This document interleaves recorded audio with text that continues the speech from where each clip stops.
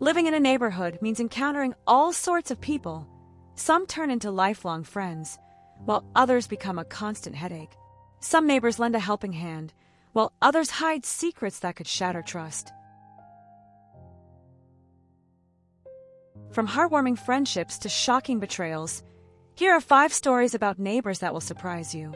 Get ready to dive into real-life tales that show the best and worst of living next door.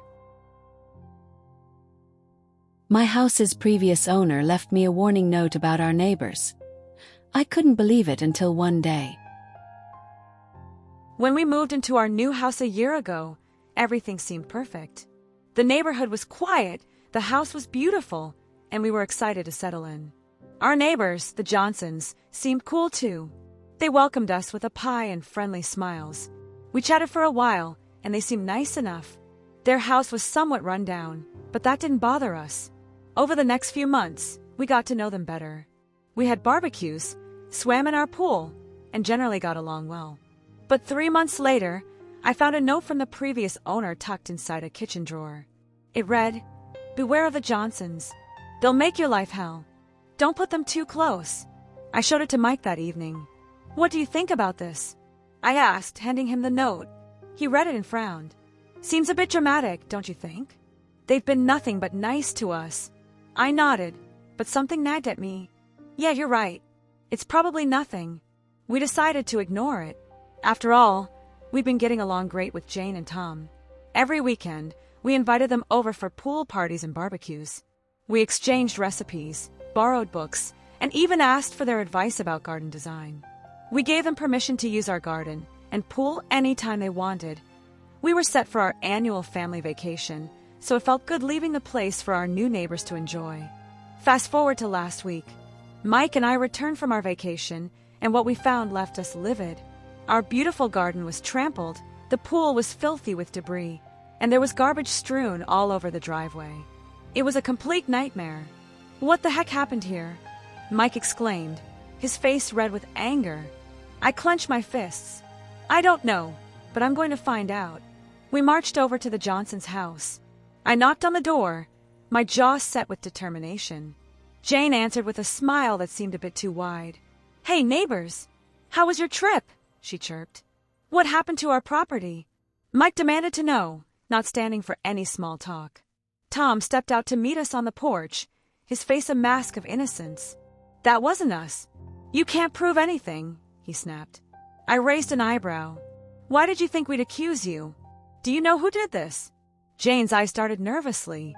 "Oh, maybe it was the neighbors across the road? Ethan and his girlfriend. They're a weird couple, bunch of hippies if you ask me." "Right," I said, not believing a word. "We'll go check with them." We decided to check it out. Ethan answered the door, looking confused at our aggressive tone. His girlfriend, Olivia, stood next to him, equally bewildered. "Look, we're sorry to bother you," I started.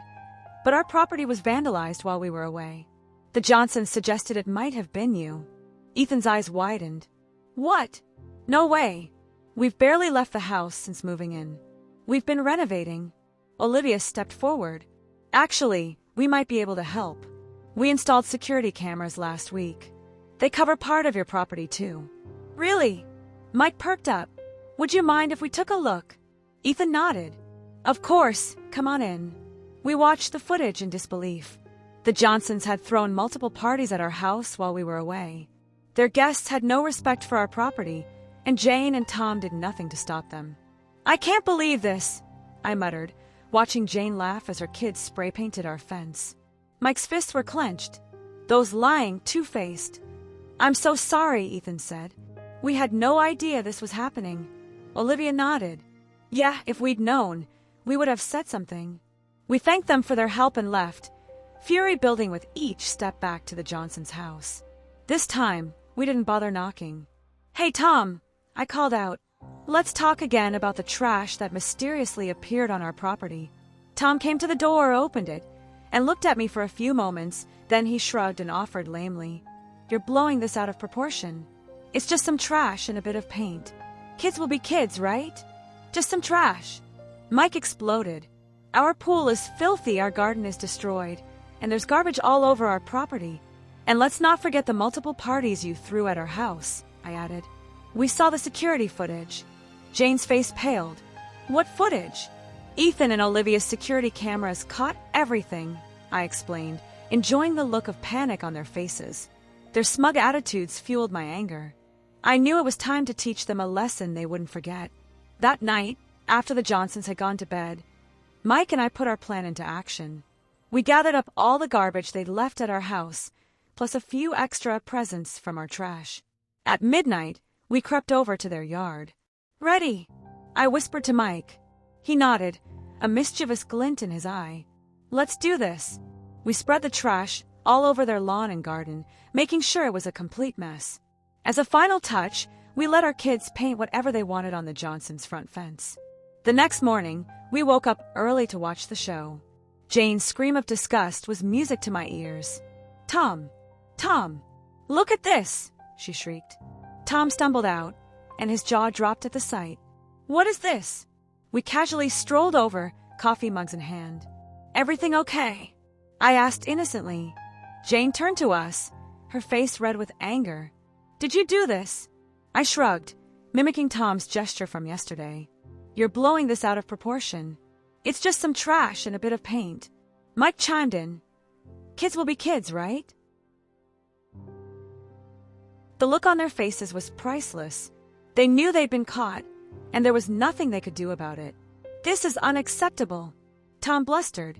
We'll report you to the Homeowners Association. Word spread quickly through the neighborhood. When Jane tried to complain to other neighbors, we simply showed them the footage of what the Johnsons had done to our property.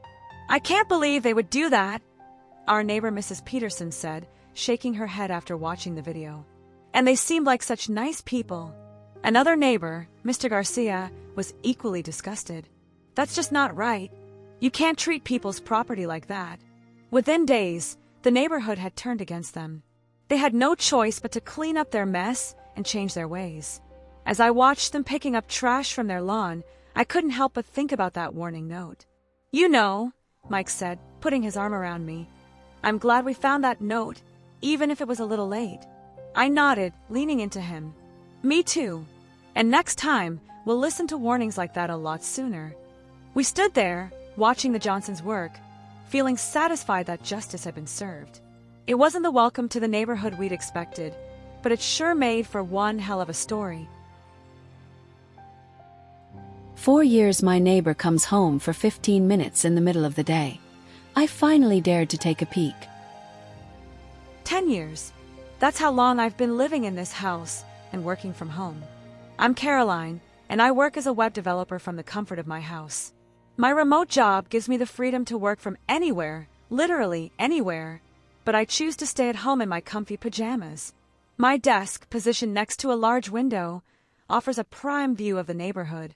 Taking a break during work means making myself a cup of coffee and looking out of the window.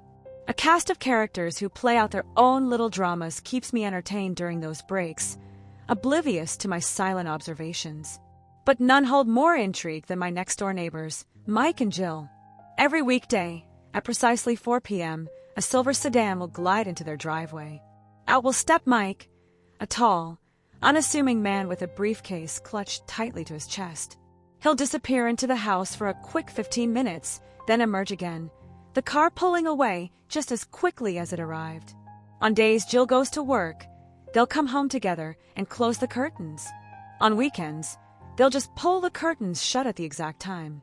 For PM, their charming Victorian house, with its perpetually well-kept lawn, remains shrouded in an air of secrecy during those 15 minutes. Their routine was so precise and unchanging that it just became a part of my workdays. Now, don't get me wrong, I wouldn't call myself a nosy person. But 10 years of witnessing this daily ritual chipped away at my restraint. The human mind craves answers, and the unanswered question of what do they do for those 15 minutes? Gnawed at me. One particularly slow Wednesday afternoon, the itch of curiosity became unbearable. I was hunched over my laptop, editing a website when the familiar rumble of the car engine reached my ears. My chair creaked as I rose, drawn to the window like a moth to a flame. Through the glass, I watched Mike and Jill step out of their silver sedan. They shared a quick kiss before heading inside. I instantly looked at the wall clock. It was 4 p.m. Everything was normal except one thing. Instead of the usual blackout routine where all curtains were drawn, only one remained open. "You have only 15 minutes, I thought as I rushed towards my front door. Once I judged no one was looking at me, I made a beeline for the open window. Upon reaching there, I looked around once again and was relieved to know none of the neighbors were watching me. Their living room was just like any other. In the center, Mike stood with a professional camera in his hands. His back was towards me, but Jill stood facing him, a soft smile playing on her lips. Just as I stretched on my tiptoes for a better view, a flicker of movement at the edge of the room caught my eye. That was when I realized Mike was also looking directly at me. Our eyes met, and I simply fell as his wife shouted, "Someone's there. Someone's peeking inside." No, no, no. I thought, this can't be happening. I had to run back to my house before Mike or Jill came outside. I wasn't sure if they had recognized me. Before I could even process the situation, I scrambled towards my house and locked the door behind me. What was I even thinking? Why did I decide to peek into their house? Had I offended them? I felt so embarrassed at that point, and I had no idea what Jill and Mike would do next. Would they call the police on me and accuse me of stalking? I was terrified. When I replayed the incident in my head, I realized Mike had clicked a photo of me. Yes, that's right. Let me recall what happened. Mike was taking a portrait of Jill with his professional camera, but when he saw me, he took a photo of me instead. Minutes ticked by, each one an eternity, but no one knocked on my door that day. The next day, I was preparing breakfast when a tentative knock on my door shattered the silence. My stomach churned. I knew it was either Mike or Jill. With a shaky breath, I inched towards the door and peeked through the peephole. It was Mike. Calm down, I told myself before opening the door. "Hi, Mike. What's up?" I greeted him anxiously. "Hey, Caroline," he smiled. He had an envelope in his hands, but I wasn't sure what was inside it until he slid out a photograph. "My photograph? Care to explain?" he asked, amusement dancing in his voice. The photo was more like a cruel testament to my clumsiness. It showed me mid-fall with a look of pure horror on my face and my legs flailing in the air. It was the most embarrassing moment of my life, immortalized in a single frame. "Look," I began, "I've seen you come home every day for years. I just couldn't help but be curious. I wanted to know what was this 15-minute ritual. Nothing else. Please don't get me wrong." 15-minute ritual? Mike's smile softened into a chuckle. "I know what you mean, Caroline," Mike said. "Come with me, I'll show you something. Jill's waiting for you at home." I quickly turned off the toaster and grabbed my keys before heading outside. Mike led me into his house, and for the first time, I stepped into the heart of their charming home. Sunlight streamed through the windows, illuminating a collection of family photos and cozy furniture that spoke of laughter and love. As he settled on the couch beside Jill, a gentle warmth filled his voice as he began to share their story. "Jill and I have been together since we were 15, he explained. "When we started dating, I made a silly promise. I told her I'd take her picture every single day, same pose, same time, no matter what. It was just a little way of showing her how much she meant to me." As I tried to process the heartwarming story, he reached for a thick leather-bound album on the coffee table. He opened the album and flipped through the pages, showing me the photos he had captured. Each picture, perfectly dated on the corner, was a testament to their enduring love story. Some showed a young, vibrant Jill, her smile contagious and eyes sparkling. Others documented milestones like graduations, vacations, their wedding day, and a radiant Jill cradling a newborn baby. "That's actually really sweet," I admitted, surprised by the emotions welling up inside me. Mike grinned. "It is, isn't it? So, no more peeping through windows, okay? Next time, curiosity gets the better of you, just knock on the door," he winked. "We might even have some cookies to bribe you with in exchange for keeping our secret." From that day on, a silent understanding blossomed between us. I never peeked through the window again, but the image of their daily ritual stayed with me. It became a heartwarming reminder that sometimes the most extraordinary love stories bloom in the simplest of gestures. Our neighbors set us up in front of our landlord to move into our home. We gave them what they wanted. I was in the living room, enjoying the sunny afternoon, when I noticed something odd. Two people, our new neighbors Pamela and Robert, were snooping around our front yard. They peeked into the windows and inspected the garden. I stepped outside and greeted them with a forced smile. "Hi, neighbors!"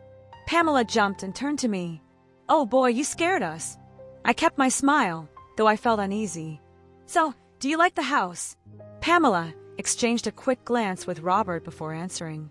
"Yes, it's lovely. The garden is especially nice." Robert nodded in agreement. "Yeah, we were just admiring your roses. They're beautiful." I felt a bit of pride but remained cautious. "Thank you. We've spent a lot of time taking care of them." Pamela's eyes darted around the yard. "You must be very proud of your home," she said. I nodded. "We are. It's a lot of work, but it's worth it." Robert looked around once more and said, "Well, you've done a fantastic job. Maybe you'd like to switch houses." I laughed, trying to ease the tension. "We put a lot of effort into this one, and we love it, so no." Pamela and Robert chuckled, but I could tell they felt awkward. They quickly mumbled something about needing to get home and walked away. I went back inside, but my mind kept racing. Why were they snooping around? What were they looking for? I sat down, trying to calm my nerves, but I knew I had to keep an eye on them. This wasn't the welcome I expected from new neighbors. Ethan came home a bit later, and I told him what happened. He frowned, sharing my unease. "We'll keep an eye on them," he said. "But for now, let's not worry too much." A week later, it all made sense.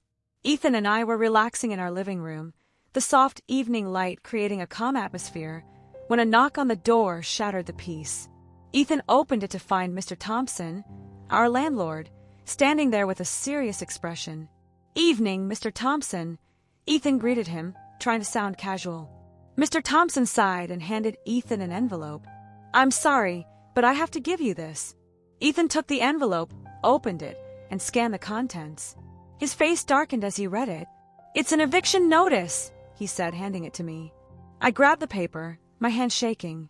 "Eviction? Why?" I demanded, my voice rising. Mr. Thompson looked uncomfortable. "Pamela and Robert complained about the noise from that birthday party you had a few days ago and mentioned a foul smell coming from the garden. This is outrageous. How can you believe those lies?" I shouted, my anger boiling over. Mr. Thompson sighed, looking genuinely apologetic. "There have been other complaints, and the other neighbors backed the most recent ones." Their combined voices tipped the balance. "I'm really sorry, but my hands are tied. You have a week to sort this out." Ethan put a comforting arm around me. "Don't worry, Han, we'll get through this." Mr. Thompson nodded and left, closing the door quietly behind him. I collapsed on the couch, frustration and disbelief washing over me.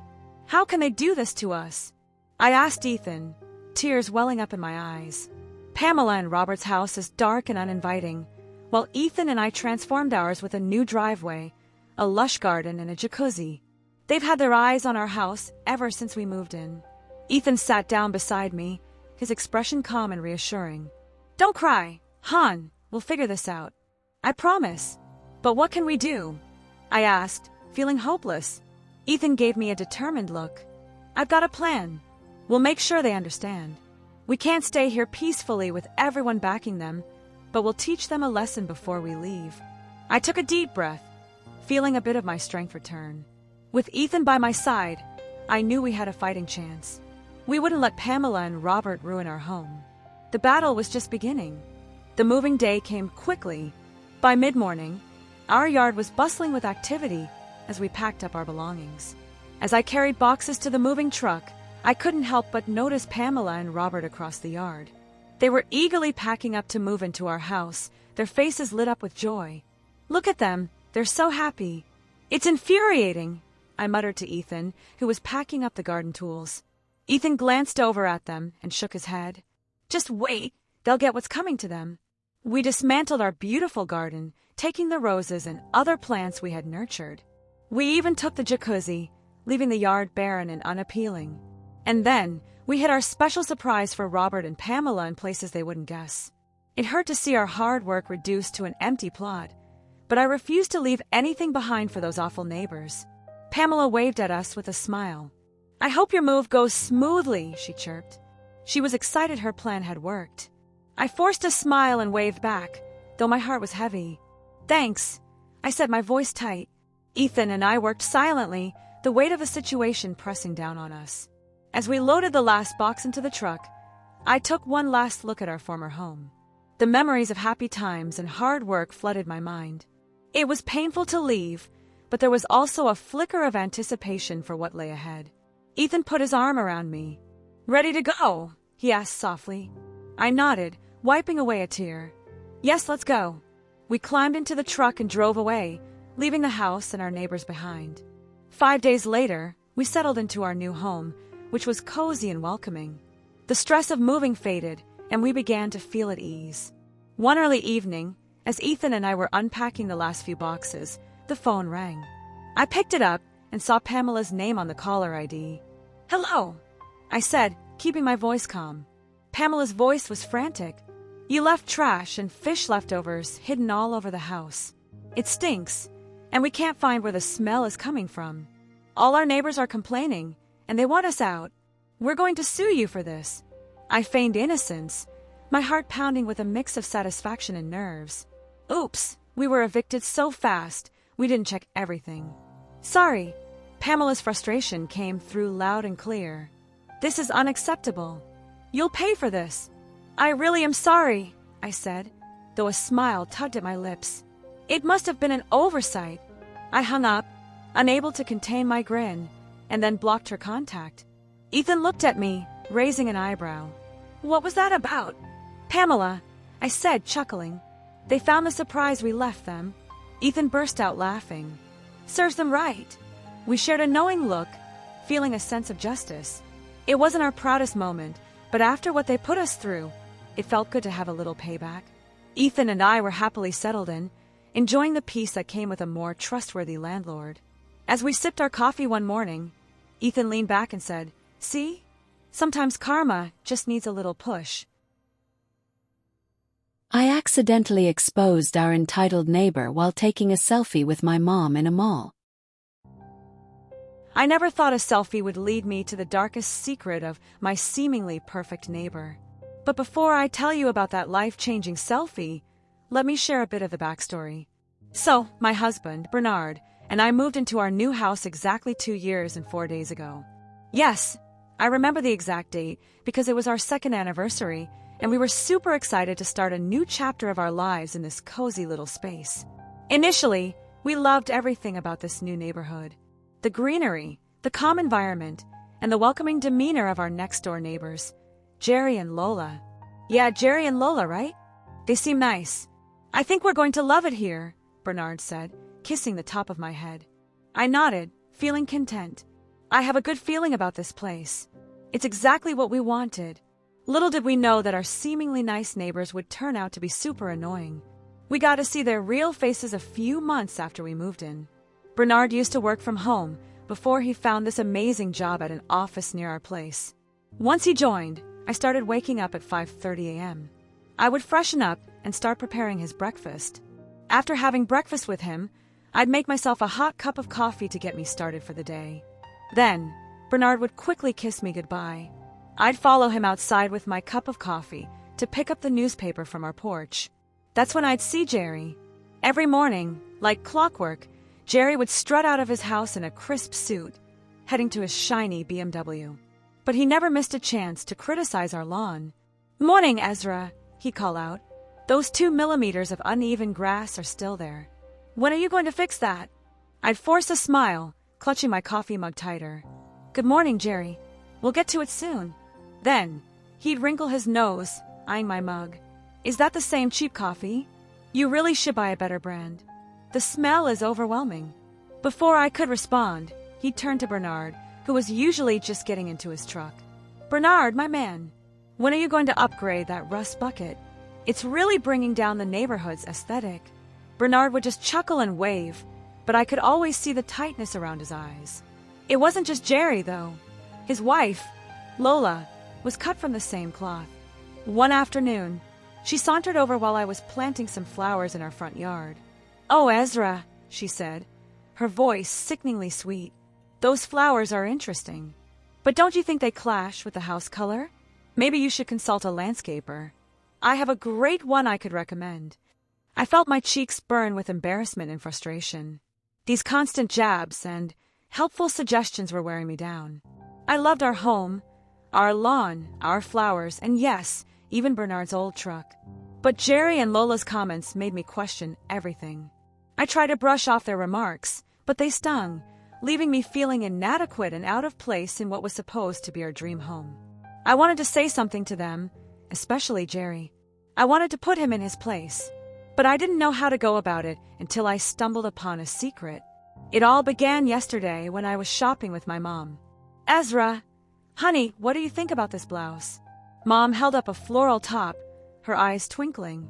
"It's perfect for you, Mom," I chirped. "It matches your eyes." We spent hours browsing shops, trying on clothes, and laughing at silly hats. During lunch at the food court, Mom regaled me with stories from her book club.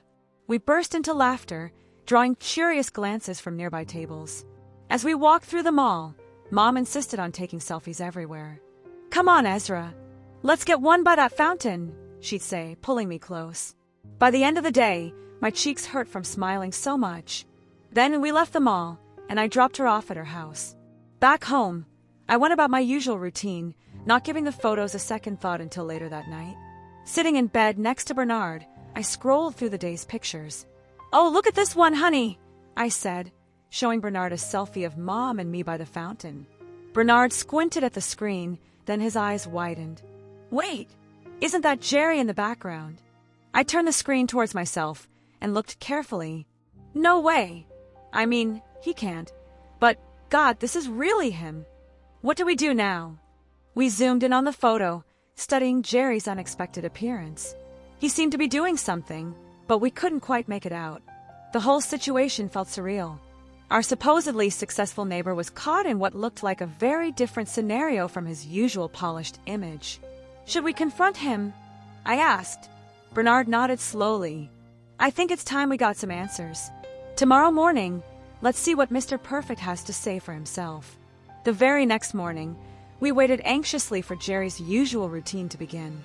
As he approached in his crisp white shirt, I couldn't help but smile, knowing we were about to turn the tables. "Ah, there you are again, with that awful coffee," Jerry began. "And that truck. When are you going to?" "Jerry, we need to talk." I cut him off. He stopped, looking more annoyed than surprised. "What now?" "More complaints about your coffee." I pulled out my phone and held it up to him with his photo on the screen. "Care to explain this?" His face turned pale as he stared at the image of himself handing out leaflets in the mall. I can explain," he stammered. Just then, Lola walked over, oblivious to the tension. "Good morning. What's going on here?" Jerry's stuttering worsened as he tried to form a coherent sentence. Lola, I can explain. This isn't what it looks like." Lola looked at the photo, then back at Jerry. I hadn't seen her this confused before. "Jerry, what is this? Why are you handing out leaflets?" I lost my job 1.5 years ago. "I didn't know how to tell you," Jerry confessed. "You lied to me? All this time. I was trying to protect you." "I didn't want you to worry," Jerry pleaded. "I can't believe you'd lie to me like that," Lola yelled before stomping into her house. Bernard and I exchanged a look of satisfaction as we watched him follow her. "Well, that wasn't the way I imagined it, but it looks like the truth finally came out," Bernard said. "Yeah," I replied. "I just hope Lola is okay, but at least we won't have to hear about our coffee and truck anymore." At that point, the neighborhood felt quieter and more peaceful, as if a weight had been lifted. The truth had come out, and Jerry's entitled facade had crumbled. As we headed inside, I reflected on how fate had exposed Jerry in an unexpected way. It made me realize that sometimes the most judgmental people are often hiding their insecurities. We came home after our kids' treatment to find our house destroyed by my in-laws and neighbors. We are a typical American family with 3 beautiful kids, Lily, Max, and Emma. When we started our family, everything felt perfect. Our home echoed with love and laughter, and those early days were simply wonderful. But then, Lily fell ill. She was our youngest, and her sickness shattered our lives. We poured all our money into her treatment, desperate to see her well again. We sold nearly everything: appliances, furniture, anything to cover the mounting costs. I still remember the day my baby girl was born. She was our little sunshine, always smiling and giggling. Max and Emma adored their baby sister, and with her, our family felt complete. Our home was cozy, not big, but it was ours, and it was filled with love. But as I looked around our nearly empty living room now, my heart sank. The couch was gone, the TV sold, and our dining table had been replaced by a small, makeshift one. Ethan worked long hours, and I took on any odd jobs I could find, all for Lily. Yet, our beloved home was no longer fit for her needs, and it broke my heart to see her struggle. That morning, as I wheeled Lily into the front yard, I felt a familiar dread. Mr. Thompson, our neighbor, was heading our way, his face set in a frown. "Your daughter's wheelchair damaged my lawn again. When is this going to stop?" Mr. Thompson fumed, pointing to a patch of grass. "I'm so sorry, Mr. Thompson," I said. "We're doing our best to keep to the path, but sometimes it's hard with Lily." Ethan stepped forward, trying to stay calm. "Mr. Thompson, we know it's frustrating. We're dealing with a lot right now, and we're doing everything we can to take care of Lily and maintain the house." Mr. Thompson grumbled as he turned and walked away. I felt a heavy weight settle in my chest. It wasn't just the financial strain or the emotional toll of Lily's illness. It was also the constant stress of dealing with our neighbors. Every day was a new challenge, and sometimes it felt like we were barely keeping our heads above water. A few days later, we found ourselves sitting in our sparsely furnished living room with Ethan's parents, Karen and Bob. Karen's eyes scanned the nearly empty room, her lips pressed into a thin line. "You need to stop dreaming and do something practical," Karen said, breaking the silence. She pointed to the worn-out carpet. "This house just isn't working for Lily. You know that, right? It's high time you kids think about selling it off." "We've considered that, Karen," I replied. "But it's not as simple as just selling the house. This place has a lot of memories for us." "She's right," Ethan said. "Mom, Dad, we're doing everything we can. We've thought about it, but it's a big decision. We need to make sure we're doing the right thing for everyone." Bob leaned forward, his eyes soft but serious. "Hazel, darling, you both need to think about what's best for Lily. She needs a home that's easier for her to move around in. This place just isn't suitable anymore. What's the point in holding on to those memories and letting your kids suffer?" I glanced at Ethan, feeling the weight of Bob's words. They were right, but the thought of selling our home felt like stepping into an abyss. It was all we had. Karen's expression softened, and she reached out, placing a hand on mine. "We're here to help. You know that, Hazel. Maybe we could help you find a new place, something that works better for Lily and for all of you." "Thank you," I said, my voice trembling slightly. "We appreciate your support. We just need a little more time to figure things out." Later that week, Ethan and I sat anxiously in the hospital room, waiting for Lily's test results. The past few months had been incredibly hard, and the constant hospital visits drained our finances and spirits. I held Lily's hand, trying to stay strong for her. She smiled weakly up at us from her wheelchair, blissfully unaware of the financial strain we were under. Lily's small hand felt fragile in mine. I stroked her hair gently, trying to keep my emotions in check. "How are you feeling, sweetheart?" I asked softly. Lily's smile brightened a little. "I'm okay, Mommy. When can we go home?" "Soon, honey," Ethan answered before I could. "The doctors just need to make sure you're all better first." The door opened, and Dr. Bennett walked in, holding a folder. My heart skipped a beat. This was the moment we had been waiting for. Dr. Bennett smiled warmly at Lily. "Hello, Lily. How are you feeling today?" "I'm good," Lily said, her voice a little stronger. Dr. Bennett nodded and turned to us. "We have the results back. There's good news. The treatment is working, but we'll need to continue monitoring her closely." Relief washed over me, and I felt tears prick in my eyes. Ethan squeezed my hand tightly, and I knew he felt the same. "Thank you, doctor," I said, my voice shaking with emotion. "Thank you so much." As we drove home from the hospital, Ethan and I were still buzzing with relief. We had been through so much, and to hear that Lily was improving gave us a glimmer of hope. But nothing could have prepared us for what we saw when we pulled into our driveway. Karen, Bob, and Mr. Thompson stood in front of our home, grinning widely. My heart skipped a beat. Our old, rundown house had been demolished, and in its place stood a beautiful, modern home. I felt like I would faint, overwhelmed by the sight. I didn't know when I started crying. The new house was just beautiful. How did they do it? What had happened? "Oh, don't cry," Karen exclaimed, rushing towards me. "I told you many times you had to do something about it." "What happened, Karen?" "Our home." It was then Mr. Thompson stepped forward, his usual stern face now beaming.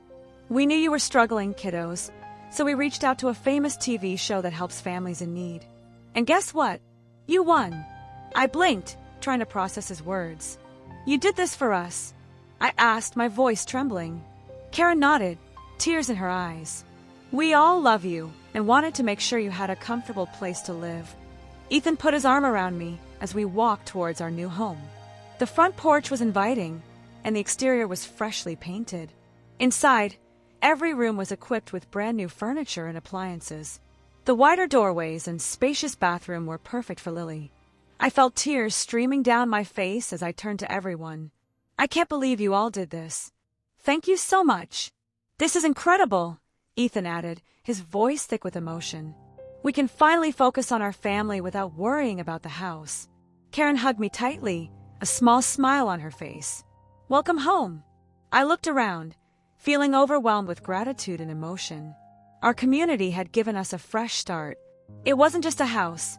It was a symbol of love and support from everyone around us.